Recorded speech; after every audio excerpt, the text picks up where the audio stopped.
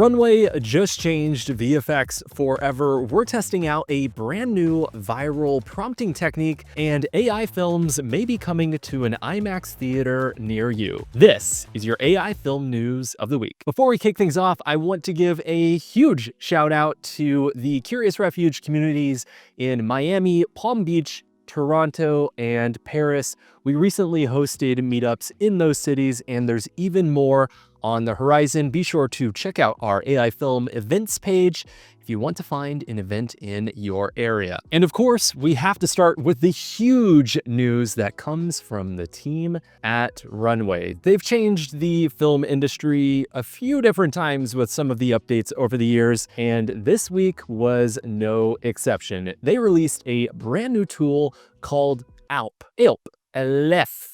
Aleph. Am I saying that right? I don't know. We'll just go with Aleph. So this brand new feature inside of their platform essentially gives you a conversational experience inside of their tool where you can basically upload video footage and change aspects of that video footage just through prompting alone. So you can do all sorts of different things, from adding, removing, and transforming objects. You can generate a brand new angle for your shots just by prompting alone. You can also generate the next shot in a sequence. So if you have one or two shots, you can prompt for the next one, and it will intelligently try to figure out what you should see next. You also have the ability to modify style and lighting, direction, and color. You can change locations, seasons, time of day. You have the ability to swap objects in and out. You can do motion and style transfers, and you also have the ability to change backgrounds. Long story short, this technology has the ability to completely change the way that we do visual effects. Essentially, you can have a conversation with the AI system, and it will give you your outputs, and then you can modify it from there. But the big question is, how good is Aleph? Well, before I hop in, I wanted to show you this example from Dave Clark here at Promise. Essentially, he prompted for that first video clip at the top inside of Midjourney, so using Midjourney Video, and he used Runway's Aleph to essentially get different angles of the exact same shot, and you can see it created these two additional shots. Now, obviously, if you take a look at these video clips and really begin to break them down, there's some inconsistency in the continuity. It's not exactly perfect, but it's pretty darn close. And I think that's a good place to note that whenever it comes to building compositions and worlds for your films, there's not always perfect continuity. A lot of times backgrounds and certain aspects of the frame, especially the lighting, will be inconsistent from shot to shot, but through the magic of post-production and really audiences' ability to suspend their disbelief, things come together in a cohesive story. And you can see from this test from Dave, this brand new tool is essentially allowing him to unlock different camera angles without having to meticulously go in and prompt for individual shots and then animate them from there. So it's pretty interesting, but let's hop into the tool to see how it works. So to use Aleph, what we're going to do is hop into our Runway homepage and go to Generate Video. And then from here, we're going to go ahead and select chat mode. So let's go ahead, and what we're going to do is take a reference video clip. So for our example, I have this video clip here of this Mini Cooper driving in the middle of the desert. And let's say that we're working on an advertisement and we want there to be just like a ton of people in the background for whatever reason. Well, all we have to do is go in here to the chat window, and we can say there are hundreds of people on the side of the road as the car drives by, and go ahead and click render. So it's going to take some time to generate these video clips. This is not like animating normal AI videos. It's probably going to take you about 5 minutes per video clip just to get the first output. So it is a much slower experience at this point. And I should note that it will only accept 5 seconds of video. So even if you upload a video clip that's much longer, you'll only get the first 5 seconds. So just keep that in your back pocket. Okay, let's take a look at our result. So we have this video clip here, and you can see we have this Mini Cooper, and yeah, that's a big crowd of people in the background. They're just really excited about whatever's happening inside of that car. And, you know, there's definitely some room to improve the quality, but if you liked this video clip, all you have to do is click that 4K button and it'll upscale it to 4K, and you can just download it directly from the chat window which is pretty cool. Now, I gotta say, whenever you begin to scale up this video footage and look at the crowd, they look absolutely cursed. I don't remember, I think it's Stranger Things season 2, where all the people like combined into a monster. It's kind of what you're getting here. They look absolutely cursed. However, what you could do with the video clips from Aleph is you could run it through Topaz Video Starlight, which will actually creatively upscale the video footage and stabilize some of the results. To use Starlight, all you have to do is take your original video clip. I should note you can only use your lower res HD format. You can't use the 4K output whenever you're upresing inside of Starlight. I'm not too sure why. And we'll go ahead and drag and drop that directly inside of the window, inside of Project Starlight. Now, you can select 1080p or 4K. It's completely up to you. And then you can also select the best model to get the maximum quality from the tool. And when you're ready to render, just go ahead and click render. And after about 10 minutes, we have this generation here, and you see, it's much more sharp. There's more fidelity on the characters, but ultimately they still kind of look like a weird spaghetti monster. So I do think that the outputs from Aleph are still not quite silver screen ready, but if you're using them for an online or social media video, I think you can get some pretty cool results. But let's take a look at a few more examples. So I have this video clip here of a woman walking at sunset, and let's say that we want the woman's boots to be bright red and the color scheme to be blue, and it's raining. Well, we can run it through Aleph and we get this result here, and yeah, I guess that's technically what we were looking for, but the color grading is just really, really over the top. So let's change that and say, can you reduce the intensity by about 50%, keeping the natural appearance?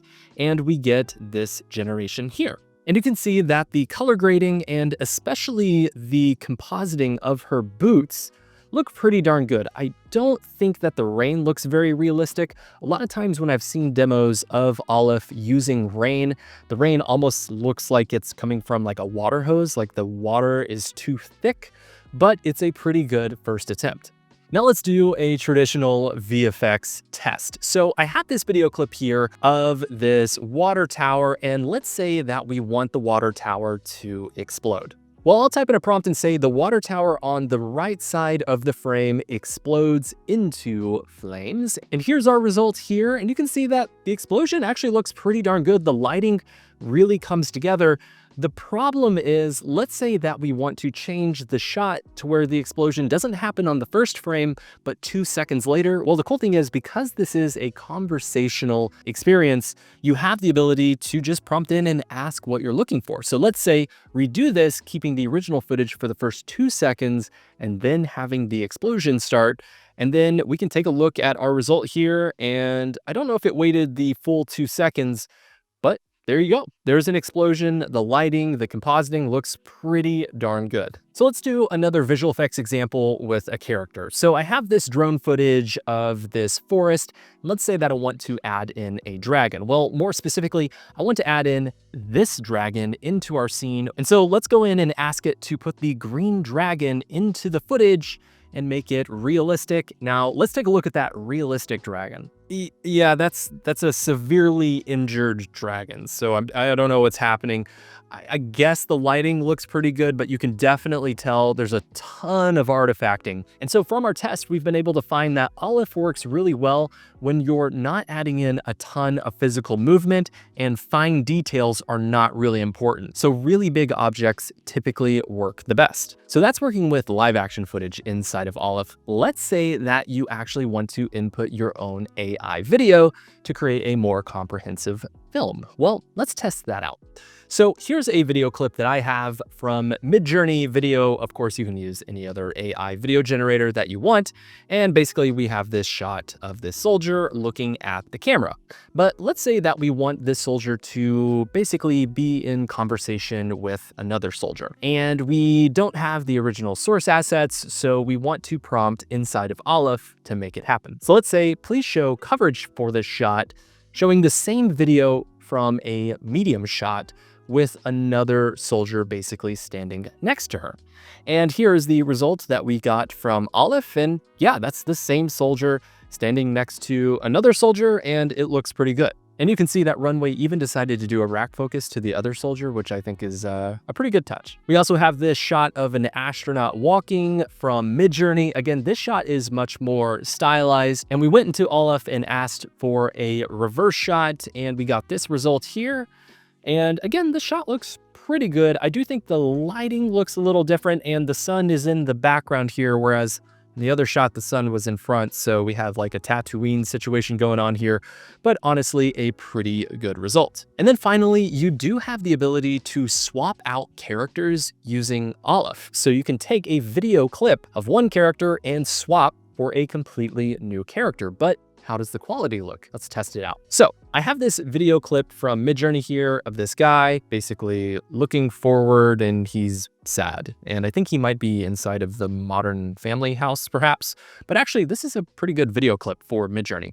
Now, let's say that we want to swap that character for this character here. Well, all you have to do is go into Aleph, and we can say swap the character in the video with the character in the uploaded image, and it created this shot here.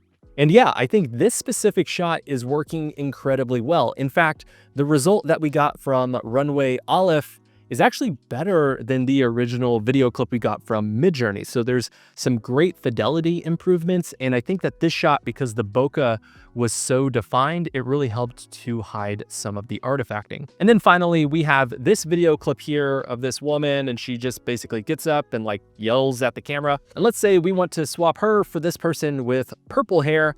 That gives us this result here. Yeah, there's definitely some warping on the lips and things begin to break down, but you get the point. This is really setting the foundation for the future of a conversational creative experience. Obviously, this technology, unless you're being very specific and picking and choosing the examples, it's not quite ready for a silver screen experience. But I 100% believe that this is a part of the future of creativity. Having the ability to conversate with your AI assistants in your native language is incredible, and it makes the creative experience so much better. So hat tip to Runway for coming out with this feature. Of course, it's only going to get better and better, and Cristobal over at Runway also hinted that there's even more features on the horizon. So we will 100% let you know when those drop right here on this channel. And speaking of AI tools, I want to let you know that enrollment for our August session at Curious Refuge is open now. This is our very first session with our brand new AI VFX course, but of course we're offering all of our other training at Curious Refuge, including AI filmmaking, advanced AI film, AI advertising, and AI documentary. If you want to learn more and join our community of award-winning filmmakers, we would love to have you inside of the program. Okay. So not to be outdone, the team at Luma came out with their own version of Runway's Aleph, and it's called Modify Video. Essentially, it's the exact same thing. You have the ability to upload video footage and type in a prompt to change that footage. The Luma team is really excited about it, but how does it stack up against Runway? Well, let's take a look. To use the tool, all you have to do is go to the prompt window inside of Luma and click on that brand new Modify button. And from here, all you have to do is upload your video clip. So we'll go ahead and select that water tower shot that we used earlier. And for this one, you do have the ability to use up to 10 seconds of video, which is pretty cool. So twice as long as Runway. And we'll go ahead and click apply. And let's type in the exact same prompt. The water tower on the right side of the frame explodes into flames. And we'll go ahead and click generate. So here's our result from Luma, and I have no idea what's happening. That's definitely not the same video clip. And it just randomly has like this tower kind of on fire, but also turned into plasma. So not too sure what's happening there. And I did the exact same thing again. I really prompted in for an explosion. And here's the result. Again, it's all in slow motion. It has nothing to do with the video that we inputted. So I really am not too sure what's happening there. So if you remember, we wanted to change the video clip to have the woman wearing bright, colorful boots walking in the rain. And the result from Runway looked like this. And here's the result that we got from Luma. And so it's really funny because it feels like the AI system is actually watching the video, describing it to itself, and then giving an output video. It's not creating pixels on top of your original footage. Essentially, the Runway tool is much better at rotoscoping and compositing. And then finally, I had to show you, we wanted to prompt in the exact same shot from earlier with the Mini Cooper driving by in the crowd of people, and oh, that's great. Everybody's like on a moving sidewalk going along with the car there. That's great. Moving on to Midjourney. The team at Midjourney released first frame and last frame this last week. So now you have the ability to define your first and your last frame, and like many of the other AI video tools, it will interpolate between those video clips. But the big question is, how good is the tool? Well, let's take a look. To use this feature, all you have to do is go to Midjourney, go to the Create tab, and let's go ahead and select that image icon. So let's add in our starting frame. So I have this image here of this majestic glowing deer, and let's set an ending frame, and we'll go ahead and select this tree skyline. And I should note, you do have the ability to select the loop button, which will basically make the video clip loop over and over again. For our example, I'm going to deselect loop, and let's type in a prompt here. I'll say the camera pans up. We'll keep it super simple. And for motion, let's go ahead and select high and go ahead and click render. So let's take a look at a few of our results here. So you can see after a few minutes, we have our video clips here. And the cool thing is it produces 4 video clips at a time, which is pretty cool. And some of them are better than others, but altogether they look pretty good. And if you really scale this up, you'll begin to see a lot of artifacting and fidelity begin to break down. So it might not be the best result if you're working on a commercial project. Now, I should note that you do have buttons that allow you to extend the video clip. So you can essentially take the video clip and continue to add to it, whether it's brand new frames or you want to just type in a prompt. And it's cool because with that extension, you can essentially make your video indefinitely long, which can be fun for all sorts of experimental purposes. So let's take a look at another example. So I have this shot here of this astronaut. That's shot number 1. We have this shot here of a spaceship. That's shot number 2. And then we have this shot here of an alien looking out a window drinking coffee. So the idea is basically starts with astronaut, pans up to see the spaceship, and then kind of zooms in to the window where we see the alien. Well, if we use Luma, which is one of the other traditional tools for doing first frame, last frame, we get this result here. And I should note that you can only do 2 frames in Luma, so we only get the first 2 clips. And here's the same result from Midjourney. You can see that's a pretty decent camera movement. There's a bit of a jitter right whenever it switches to the new frame, and then we kind of zoom in onto the spaceship where we see the alien drinking coffee, and we prompted in for the aliens to walk off to the right here. And yeah, so there you go. That's a pretty dynamic movement. And let's take a look at one last example here. So here's a first frame that I generated inside of Midjourney, and here's a second frame. And let's say that we want to interpolate between those 2 frames. Here's our result from Midjourney. You can see we zoom in onto the woman's face, and that actually looks pretty good. It's a pretty decent handheld camera shot, and the subway in the background really helps to sell the overall movement. So you're probably wondering if Midjourney is a better AI video generator for doing first frame and last frame compared to other AI video generators on the market. And the short answer is probably not. But I think that beginning the experience inside of Midjourney and then hopping into other tools like Veo, Kling, or Runway is just a very natural experience, and it allows you to see the motion potential of your shots without having to hop around to other tools and essentially keep you in a creative flow state. Speaking of which, let's go ahead and float on over to the brand new news from Kling. So the team at Kling came out with upgraded elements inside of Kling 1.6. Now you're probably thinking, hey, Caleb, isn't Kling 2.1 here? Why are we using 1.6? And the answer is yes, Elements works in a older version of Kling, but it does seem like the quality is much improved when you're working with the Elements feature. There's some pretty cool examples in Kling's demo video. For example, we want to composite together some origami characters, and here we go.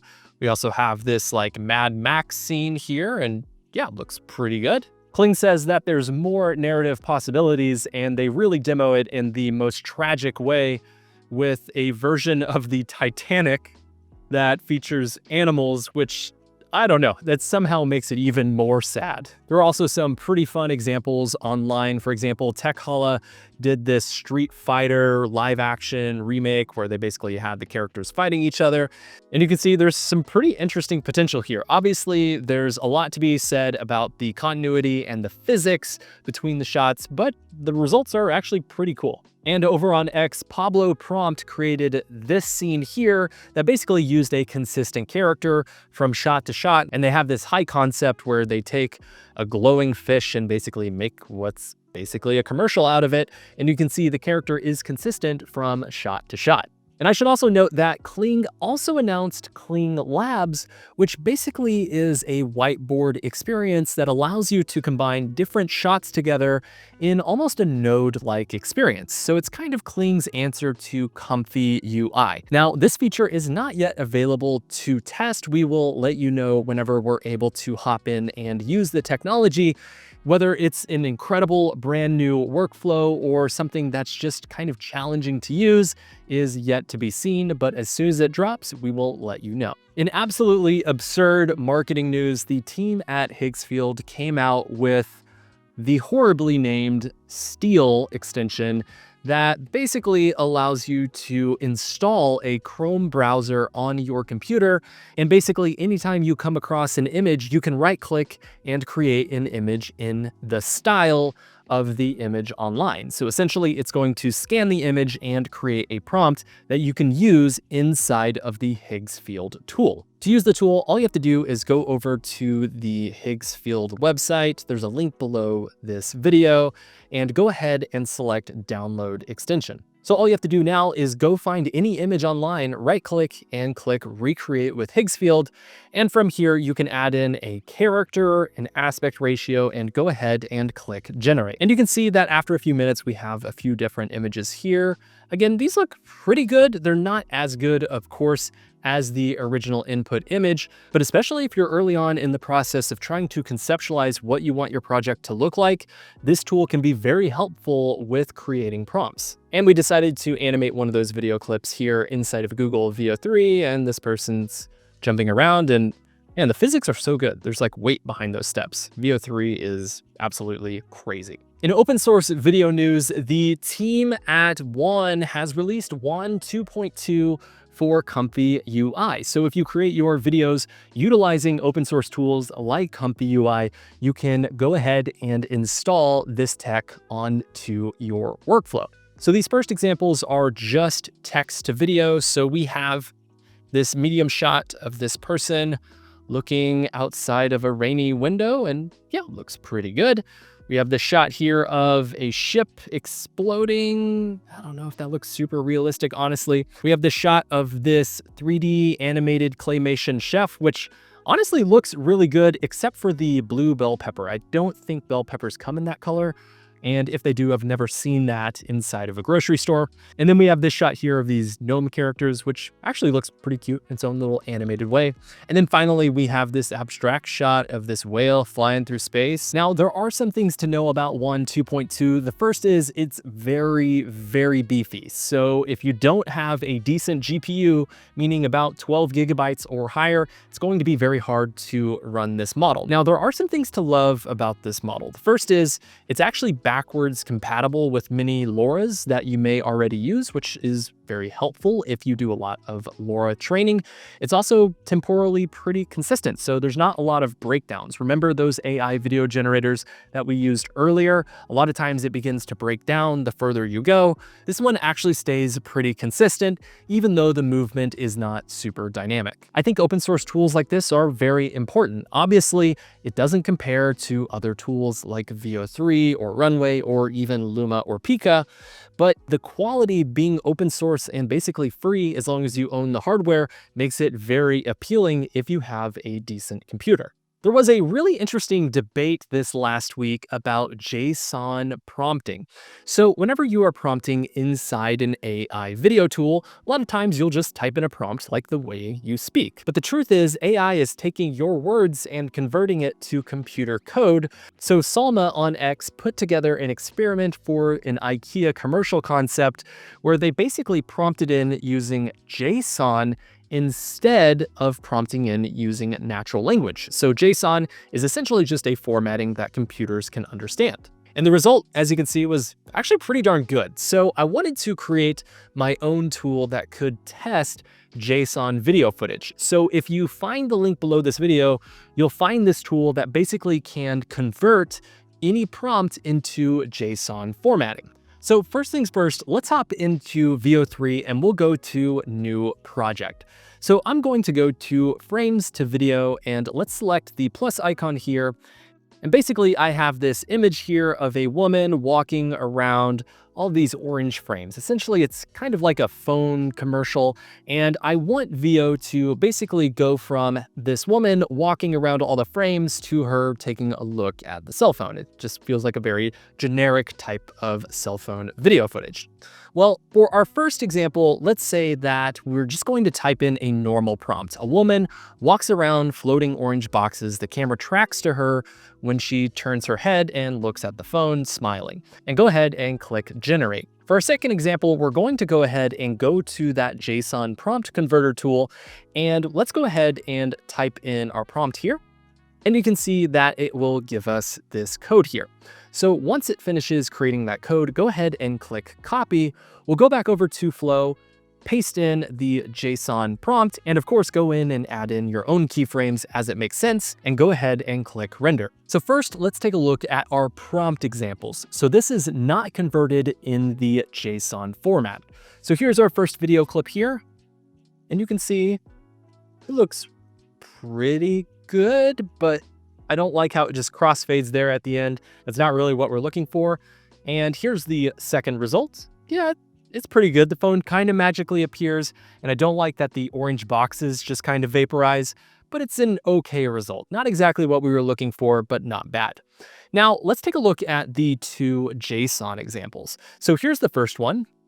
So the character is walking, they turn to the camera, and then the phone magically appears, which I don't love, but I do like that all the boxes stayed around. And here is our second example here. So she's walking, she looks at the camera, and then does like a magical spin, but I really do like that hero shot and the way the boxes come in. They kind of have eased keyframes, which is kind of a next level motion design technique that they incorporated into the generation there. We'll do a few more tests to see if this makes a really big difference and let you know. But of course, if you want to test this for yourself, you'll find a link to that free tool below this video. If you follow along with OpenAI, you probably saw that OpenAI's ChatGPT 5 is going to be coming in August. This makes this a very big update to chat because it basically is going to get rid of all of the different language models that you have to select when you're inside of ChatGPT. So right now, if you go to chat, there's basically a menu at the top and you have to select which model you want to use. GPT-5 will simplify and basically use the best model for the specific prompt that you're working with. Hopping over to Google, the team at YouTube has announced that YouTube Shorts are going to get an AI update. So starting this next week, users will be able to prompt in and get VO2 videos directly inside of YouTube Shorts. You can basically generate video clips that are up to 6 seconds long and use them inside of your projects. Now, it's a little ironic because last week they went in and demonetized a lot of AI videos. So it's kind of a funny relationship that YouTube has with artificial intelligence, but of course you can utilize this tool for yourself to see if it's helpful on your projects. The team at Hunyuan has announced their World Model 1.0, very similar to other tools we've talked about inside of this program. Essentially, you have the ability to type in a prompt and get a 3D world. Having the ability to type in a prompt and get a game or an entertaining experience is kind of part of the future. So tools like this are really showing that we're really only at the very beginning of what's happening in the entertainment revolution. In theater news, the team at Runway has partnered up with IMAX to bring the Runway AI Film Festival finalists to a IMAX theater in 10 different cities. I'm not going to list off all of the cities, but it's basically major cities in the United States Essentially, from August 17th to August 20th, they'll be screening some of the finalists on the big screen. So if you want to take a look at what AI films look like on the big screen, I highly recommend checking out an IMAX theater near you. And our final bit of technology news comes from Ideogram, which introduced their character model. Essentially, you have the ability to create consistent characters inside of their tool. To use the tool, all you have to do is go to the Ideogram website, click character in the left corner, and go ahead and select the character you want to use. We'll use this photo of me. And let's type in a man opens a box of puppies. He is so excited to see all of the adorable puppies. And go ahead and click generate. And after a few minutes, it created this image here, and actually, it did a really good job. That's really good character consistency. Let's take a look at a few more results. Here's me as Crocodile Dundee, and yeah, my biceps are totally that size, definitely. Here's a shot of me drinking coffee and I guess entering into a poetry competition. We have a shot of me skydiving here, not too bad. Shot of me holding a teddy bear. I think the eyes are like too close to each other, so kind of a cursed teddy bear. And then we also wanted to test this out with Jagger at Curious Refuge. So a shot of her in the desert, did pretty good. Holding a camera and wearing sunglasses, again, really good. In the jungle, a vintage shot, and then a shot of her in a waiting room. And honestly, they look really good. I think that Ideogram does a fantastic job with capturing the likeness of your characters, and then also making sure that it's not getting wonky with like too many fingers or just like arms and appendages going into each other. So if you're looking for consistent characters in a very easy to use tool, Ideogram seems like a great option. There are a ton of AI film events popping up around the world. Here are a few that you should know about. On August 2nd, the Curious Refuge community is meeting up in Denver. On August 6th, we have a meetup in Seattle. On August 16th, we have a Runway meetup in Kuala Lumpur. And on August 23rd, there's a Curious Refuge meetup in Vancouver. And there's also a really exciting AI film festival happening in Nigeria on September 13th. The Niger AI Film Festival is the very first AI film festival in Africa. So if you happen to be in the area, I highly recommend going to that event. And then finally, I do want to let you know that submissions for our AI sketch comedy competition are open until August 8th. So if you want to enter that competition and have a shot at winning the prize money provided by Epidemic Sound, I highly recommend checking out the rules page over on our website. And that brings us to our AI film of the week. This week, because it's been such a big episode, we only have one project that we want to highlight. It's a really fun car commercial from Simon Meyer. Essentially, it's like a car commercial if somebody's hand was controlling the car. And I love this concept because, of course, we all played with cars as a kid. So it really plays on some sort of playful, deep, childlike wonder inside of the commercial, and of course the generations look pretty good. Now, the interesting thing about his project, he said that he actually used C-Dream Pro to animate the video clips. So pretty unique use of the AI technology. If you want to learn more about his process, you can click the link below this video. Holy smokes, that was a gigantic episode. I hope you're still with me. Of course, if you want to get the latest AI film news sent directly to your email inbox, we curate even more news and projects than what we're able to talk about inside of this episode. You can subscribe by visiting curiousrefuge.com. Just click that button in the top right corner and you'll be subscribed and get a lot of free goodies for joining the community. And of course, if you want to join us for our August session, enrollment is now open. We would love to have you inside the program. Be sure to say hello if you are joining us for the session. We would love to meet you. Thank you so much, and be sure to like and subscribe here on YouTube. Of course, it helps us a lot, and we will see you in the next one.